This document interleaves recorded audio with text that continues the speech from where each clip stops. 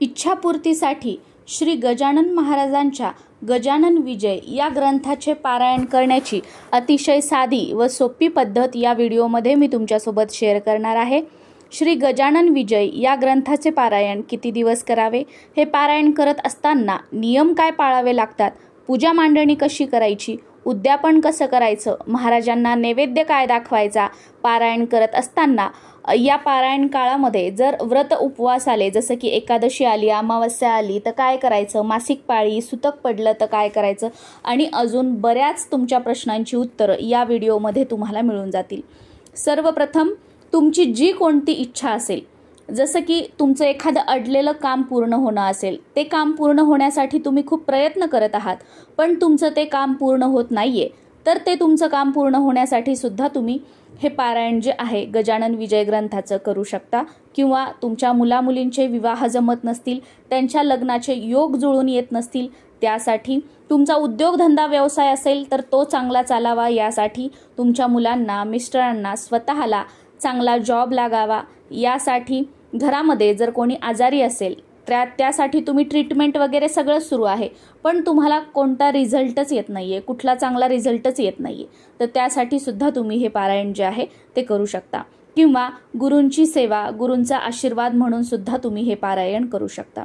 या पारायणाची सुरुवात तुम्ही कोणत्याही गुरुवारी करू शकता। हे पारायण जे आहे ते तुम्ही 7 दिवसांचं करू शकता। तसं तर तुम्ही 1 दिवसीय, 3 दिवसीय, 21 दिवसीय या पद्धतीने सुद्धा पारायण करू शकता। पण या व्हिडिओमध्ये मी तुमच्यासोबत श्री गजानन विजय ग्रंथाचे 7 दिवसांचे पारायण कसे करावे हे शेअर करत आहे। तर कोणत्याही गुरुवारी या पारायणाला सुरुवात करायची। महिला, पुरुष, मुलं, मुली, लग्न झालेले, न झालेले, विधवा, अगदी प्रत्येक जण हे पारायण करू शकतात, कारण विचारलं जातं म्हणून याचं उत्तर दिलं। तर पारायण ज्या दिवशी आपण सुरू करणार आहोत त्या दिवशी सुरुवातीला संकल्प करायचा आहे। पारायण सकाळी ब्रह्ममुहूर्तावर जर तुम्ही केलं, वाचलं तर अतिशय उत्तम, पण सकाळी ब्रह्ममुहूर्तावर तुम्हाला पारायण करणं शक्य नसेल तर अगदी सकाळपासून ते संध्याकाळपर्यंत तुमच्या वेळेनुसार तुम्ही कधीही पारायण केलं तरी सुद्धा चालू शकतं। पारायणाच्या दिवशी सकाळी लवकर उठायचं आहे।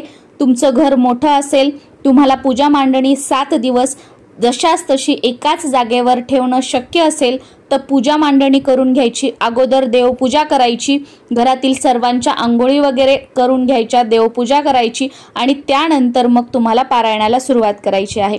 नाहीतर काय, देव पारुशे, घरामधली लोक पारुशी आणि तुम्ही पारायण करताय, याला काहीही अर्थ नाही। सकाळी लवकर उठायचं, घर स्वच्छ सगळं झाडून पुसून घ्यायचं, दारामध्ये छोटीशी का होईना रांगोळी काढायची, देवपूजा करून घ्यायची। जागा असेल तर पूजा मांडणी करायची, जागा नसेल तर अगदी देवघरासमोर बसून तुम्ही पारायण केलं तरी सुद्धा चालतं। किंवा तुमच्या घरात जिथे कुठे मोकळी जागा आहे, जिथे तुम्ही 7 दिवस बसून पारायण करू शकाल, तर अशा जागेवर बसून तुम्ही पारायण केलं तरी सुद्धा चालेल। पूजा मांडणी करायची असेल तर ज्या जागी पूजा मांडणी करायची आहे ती जागा स्वच्छ पुसून घ्यायची। त्या जागेवर फरशीवर छोटंसं स्वास्तिक काढायचं, त्यावर चौरंग किंवा पाट ठेवायचा, पाटावर वस्त्र अंथरायचं, गजानन महाराजांचा फोटो असेल तर तो ठेवायचा, मूर्ती असेल तर ती ठेवायची, आणि तुमच्याकडे दोन्ही असेल, फोटोही असेल आणि मूर्तीही असेल तर दोन्हीही ठेवायचं। आपल्या डाव्या हाताला थोडीशी तांदूळाची रास टाकायची, त्यावर हळद कुंकू अर्पण करायचं, त्यावर एक तांब्याचा कलश ठेवायचा, स्वच्छ पाणी भरून घ्यायचं, त्या कलशावर समोर स्वास्तिक काढायचं, 5 रेषा ओढून घ्यायच्या कुंकवाने, त्या कलशामध्ये, त्या कलशातील पाण्यामध्ये हळद, कुंकू, अक्षदा, 1 रुपयाचं नाणं, सुपारी, त्यावर खाऊची 5 पानं ठेवायची आणि त्यावर श्रीफळ म्हणजे 1 नारळ ठेवायचं। या पद्धतीने कलश मांडणी करायची। तुमच्याकडे शंख, घंटी असेल तर शंख जो आहे तो आपल्या उजव्या हाताला ठेवायचा, घंटी जी असेल ती आपल्या डाव्या हाताला ठेवायची, आणि चौरंग मोठा असेल तर समोरच तिथे आपला जो ग्रंथ आहे तो ग्रंथ ठेवायचा आहे। ग्रंथ ठेवायला चौरंगावर किंवा त्या पाटावर जागा नसेल तर दुसरा एखादा पाट किंवा चौरंग घ्यायचा, त्यावर तो ग्रंथ ठेवायचा आहे, किंवा तुमच्याकडे ग्रंथ वाचनाचं जे स्टँड असेल त्यावर ग्रंथ ठेवला तरी सुद्धा चालू शकतं। सुरुवातीला दिवा लावून घ्यायचा, त्यानंतर गजानन महाराजांचा फोटो स्वच्छ पुसून घ्यायचा, गंध, धूप, दीप सगळं महाराजांना दाखवायचं, फुलं, हार अर्पण करायची, मूर्ती असेल तर अभिषेक करून घ्यायचा, सेम गंध, फुलं सगळं अर्पण करायचं, धूप दीप दाखवायचं। काहीतरी गोडाचा नैवेद्य ठेवायचा। गोड काही शक्य नसेल तर फळाचा नैवेद्य दाखवला तरी सुद्धा चालतो आणि त्यानंतर मग आपल्या पारायणाला सुरुवात करायची। पारायणाला सुरुवात करताना बसण्यासाठी आसन घ्यायचं। सुरुवातीला गणपतीचं स्मरण करायचं, त्यानंतर आपल्या कुलदेवीचं स्मरण करायचं आणि मग आपल्या गुरूंचं स्मरण करून ग्रंथ पारायणाला सुरुवात करायची। रोज 3-3 अध्याय याप्रमाणे 7 दिवसात हे आपलं एक पारायण पूर्ण होतं। कारण श्री गजानन विजय ग्रंथामध्ये एकूण 21 अध्याय आहेत आणि या 7 दिवसांमध्ये आपण रोज 3-3 अध्याय वाचन करणार आहोत। जसं की पहिल्या दिवशी पहिला, दुसरा, तिसरा अध्याय, दुसऱ्या दिवशी चौथा, पाचवा, सहावा, तिसऱ्या दिवशी 7वा, 8वा, 9वा याप्रमाणे 3-3 अध्याय रोज आपल्याला 7 दिवसांपर्यंत पठण करायचे आहेत आणि 7व्या दिवशी या पारायणाची समाप्ती करायची आहे। दररोज पारायण करताना सुरुवातीला दिवा लावून घ्यायचा। तुम्ही जर 7 दिवस अखंड दिवा लावला तर अतिशय उत्तम आहे। आता समजा तुम्ही हे पूजा मांडणी आपण जिथे करतोय तिथे बसून पारायण केलं तर असं देवघरासमोर बसून पारायण करतोय तर फक्त देवासमोर दिवा लावायचा, धूप अगरबत्ती लावायची, देवासमोरच नैवेद्य दाखवायचा, आसन घ्यायचं बसायला आणि पारायण करायचं। पारायण झाल्यानंतर नैवेद्य दाखवायचा, त्यानंतर आरती करायची, सुरुवातीला गणपतीची, त्यानंतर गजानन महाराजांची आणि त्यानंतर ग्रंथ जो आहे तो देवघराच्या आजूबाजूलाच तिथे त्या चौरंगावर किंवा एखाद्या पाटावर तुम्हाला ठेवायचा आहे। फक्त वाचन करताना तो ग्रंथ आपल्या समोर घ्यायचा। दिवसभरात किंवा 7 दिवसात इतर वेळी तो ग्रंथ तिथून उचलायचा नाही किंवा त्या जागेवरून हलवायचा नाहीये। 7 दिवस तुम्ही पूजा मांडणी करून पारायण करा, देवघरासमोर बसून करा किंवा अजून घरामध्ये कोणत्या ठिकाणी करा। तुमची जागा जी आहे 7 दिवस एकच असावी, रोज जागा बदलायची नाही। आसन जे आहे ते तुमचं 7 दिवस एकच असावं आणि पूजा मांडणी केली असेल तर 7 दिवस पूजा मांडणी त्याच जागेवर असायला हवी।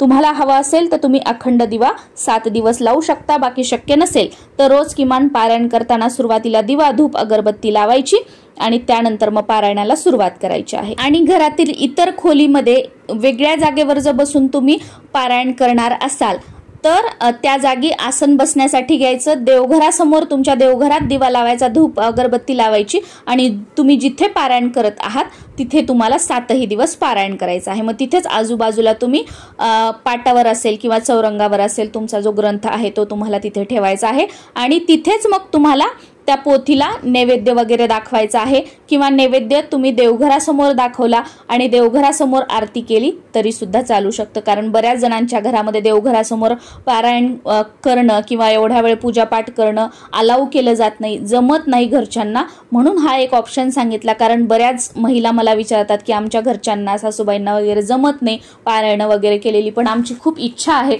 मग त्यासाठी मी हा जो ऑप्शन आहे तो सुचवलेला आहे। ज्यांची खूप इच्छा आहे पण काही कारणाने की सगळे सांगतात की देवघरासमोर बसूनच करा, असं करा, तसं करा, मग ते करत नाहीत, मग कुठेतरी सेवेपासून ते दूर राहतात, म्हणून एक ऑप्शन सुचवलेला आहे। मासिक पाळीबद्दल सांगायचं झालं तर तुमची मासिक पाळी झाल्याच्या नंतर तुम्ही पारायणाला सुरुवात करा, म्हणजे या 7 दिवसात तुम्हाला मासिक धर्म येणार नाही। आणि अचानक सुतक वगैरे पडलं तर अशा वेळी काय करायचं, एखादी गुरुजी वगैरे बोलवायची आणि त्यांच्याकडून राहिलेलं पारायण जे आहे ते पूर्ण करून घ्यायचं। बाकी हे शक्य नसेल तर सगळं पारायण तसंच राहू द्या, सुतक संपेपर्यंत त्याला हात लावायचा नाही, तो ग्रंथ तिथून उचलायचा नाही, पूजा मांडणी उचलायची नाही आणि तुमचं सुतक झाल्यानंतर तो जो ग्रंथ आहे तो उचलायचा, पूजा मांडणी वगैरे सगळी उचलायची, महाराजांची माफी मागायची आणि परत एकदा सुरुवातीपासून संपूर्ण तुम्हाला जेवढ्या दिवसांचं तुम्ही पारायण करणार आहात 7 दिवसांचं, तर ते पारायण तुम्हाला 7 दिवसांचंच करायचं आहे। नाहीतर तुम्ही 7 दिवसांचं पारायण सुतकामुळे सुटलं मग परत मी 3 दिवसाचं करू का, 21 दिवसांचं करू का, असं नाही। जेवढ्या दिवसांचं करता करता सुतक आलं तेवढ्याच दिवसाचं पारायण तुम्हाला नंतर करायचं आहे। आता 7व्या दिवशी समाप्तीसाठी काय करायचं, 7व्या दिवशीचे जे 3 अध्याय आहेत ते वाचून घ्यायचे आणि समाप्तीसाठी तुम्ही पिठलं, भाकरी, ठेचा आणि आंबाड्याची भाजी जी आहे ती महाराजांना खूप आवडते, त्यामुळे आंबाडा जर मिळाला तर आंबाड्याची भाजी सुद्धा तुम्ही करू शकता। बाकी पिठलं, भाकरी, ठेचा, कांदा हे करायचं आणि यासोबत एखादा गोड पदार्थ बनवायचा आणि याचा नैवेद्य त्या ग्रंथाला महाराजांना दाखवायचा। तुम्हाला जर एखादं जोडपं मिळालं तर त्या जोडप्याला जेवायला बोलवायचं, त्यांना जीव घालायचं। बाकी जोडपं मिळालं नाही, मुलं मिळाली तुम्हाला 1, 5, 7, 11 अशी काही मुलं मिळाली त्यांना बोलवा, त्यांना जीव घाला। बाकी हेही शक्य नसेल तर या दिवशी नैवेद्य स्वयंपाक जो आहे तो बनवायचा, नैवेद्य दाखवायचा, आपण घरातील सर्वांनी जेवण करायचं आणि त्यानंतर एखादं गरीब तुमच्या आजूबाजूला कोणी जर घेणारं असेल तर त्यांना शिदा तुम्हाला द्यायचा आहे।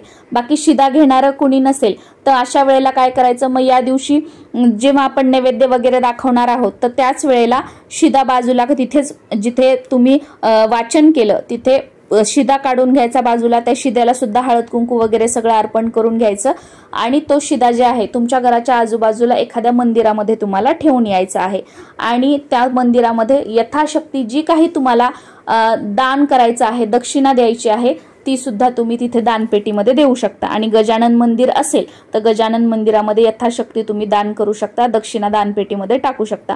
हे केलं तर अतिशय उत्तम आहे। या पद्धतीने साधं सोपं उद्यापन करायचं आहे। या 7 दिवसांमध्ये जर एकादशी अमावस्या आली तर काहीही हरकत नाही। तुम्हाला जर एकादशीचा उपवास असेल तर तुम्ही एकादशीचा उपवास करू शकता। अमावस्या आली, अमावस्या वाईट आहे घाबरायचं असं काहीही नाही। फक्त अमावस्येच्या दिवशी सुरुवात करायची नाही पारायणाला, बाकी हे पारायण काळामध्ये अमावस्या आली तर काहीही हरकत नाही। आणि तुम्हाला जर वाटत असेल की नाही अमावस्या नाही आली पाहिजे तर तसं कॅलेंडरमध्ये चेक करून तुम्ही पारायणाला सुरुवात करू शकता की त्यात 7 दिवसांमध्ये अमावस्या येऊ नये। आणि 7 दिवस उपवास करण्याची गरज नाही। दररोज सात्विक जेवण, कांदा लसूण न टाकता वरण भात भाजी पोळी जे काही आपण बनवतो ते जेवण तुम्हाला जेवण करायचं आहे। या 7 दिवसांमध्ये घरामध्ये नॉनव्हेज बनवू नका, घरामध्ये कोणालाही नॉनव्हेज खाऊ देऊ नका आणि तुमचा तर प्रश्नच येत नाही। हा एक नियम पाळा। या पारायण काळाच्या 7 दिवसामध्ये ब्रह्मचर्याचं पालन आवर्जून करा, परान्न घेऊ नका। आणि 7 दिवसांचं पारायण झाल्यानंतर 8व्या दिवशी जी पूजा मांडणी वगैरे सर्व आहे ती तुम्हाला उचलायची आहे। तर या प्रकारे श्री गजानन विजय या ग्रंथाचं पारायण तुम्हाला करायचं आहे। आणि जे कलशावर ठेवलेलं जे नारळ आहे ते तुम्ही एखाद्या मंदिरामध्ये, गजानन महाराजांचं मंदिर असेल तर तिथे नेऊन अर्पण करू शकता, ठेवू शकता। बाकी तुमच्या घरी जर हे फोडून खात असतील तर तुम्ही फोडून खाऊ शकता, पण मी मात्र असं पारायण केलेलं वगैरे नारळ जे आहे ते फोडून खात नाही। एखाद्या मंदिरामध्ये तुम्ही ठेवून या। गजानन महाराजांचं मंदिर नसेल तर कोणत्याही मंदिरात ठेवलं तरी सुद्धा चालतं। नमस्कार।